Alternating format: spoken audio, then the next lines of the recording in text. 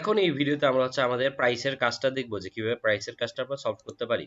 সেজন্য আমাদের যেটা করতে হবে সেটা আমাদেরকে এখানে আমি একটা স্টেট নিব, সেটা কার কনস্ট্যান্ট। এটা আমরা কেন নিচ্ছি এটা আপনারা বুঝে যাবেন। কার ছিলাম, তারপরে এখানে নিব স্টেট কার্ডস। এটা আসলে আপনাদের এখন অনেকটা ক্লিয়ার যে ইউজ স্টেট আমরা কিভাবে ইউজ করতে পারি।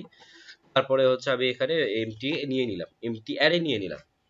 এখন আমরা কি করব, এখন আমাদের যেটা করতে হবে যে আমি যখন এটাকে পিক করব তখন আমার এখানে প্রাইসটা দেখাবে। এখানে একটা জিনিস কনসেপ্ট আছে রিয়েক্টর, সেটা ডেটা কিন্তু এক ওয়েতে ফ্লো করে।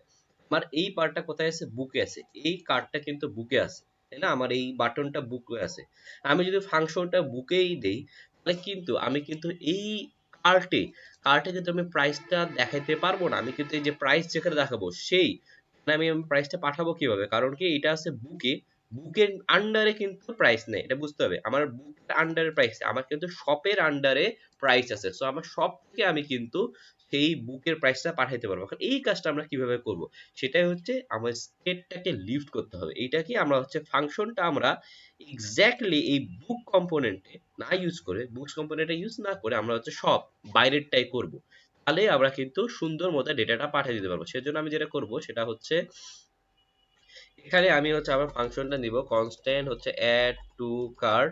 তারপরে আমি এখানে নিলাম, তারপরে আমি এখানে দিয়ে দিলাম আপাতত দিলাম console log add to cart, এরকম আমি দিয়ে দিলাম। এবার এই জিনিসটাকে আমি পাঠাই দিব। এই জিনিসটাকে আমি পাঠাই দিব কুইসের মাধ্যমে। আচ্ছা, এখানে আমি একটা প্রোডাক্ট দেবো, প্রোডাক্টটাও দিয়ে দিই। এখানে একটা প্রোডাক্ট পাবো বা পিডি দিয়ে দিই, যে এখানে একটা প্রোডাক্ট পাবো। তারপরে আমি অ্যাড টু কার্ড করবো। আমি কনসোল লগ প্রোডাক্টটাও করে নিই। কনসোল আর এত কিছু আসার তো বলিনি।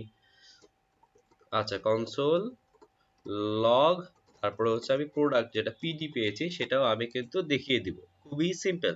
এখন আমি যে কাজটা করব সেটা আমি এখানে যখন এই বুকস কম্পোনেন্ট আমি যে এত কিছু পাঠাচ্ছি, আমি এইটার সাথে আমার যে ফাংশনটা অ্যাড টু কার্ড, সেটাও আমি ভদ্র ছেলের মতো পাঠাই দিব। আমি এটা পাঠাই দিলাম।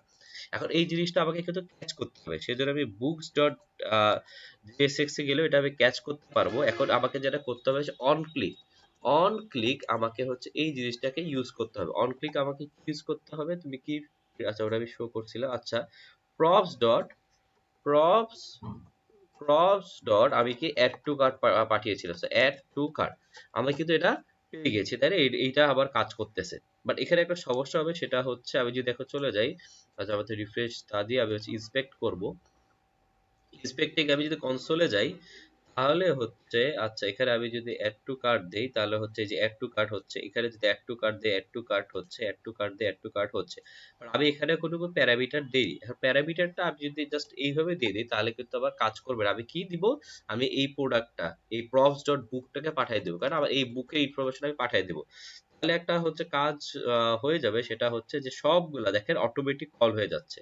আমি যদি এটা আবার রিফ্রেশ দেই, রিফ্রেশ বলতে এইটা সব গায়েব করে দেই আর রিফ্রেশ দেই, তাহলে দেখতে পাচ্ছি যে সবগুলা ভ্যালু কিন্তু চলে আসতেছে। অল্লাহ আমি কিন্তু এদেরকে ডাকিও নি, না ডাকতেই সে সব রেডি হয়ে গেছে।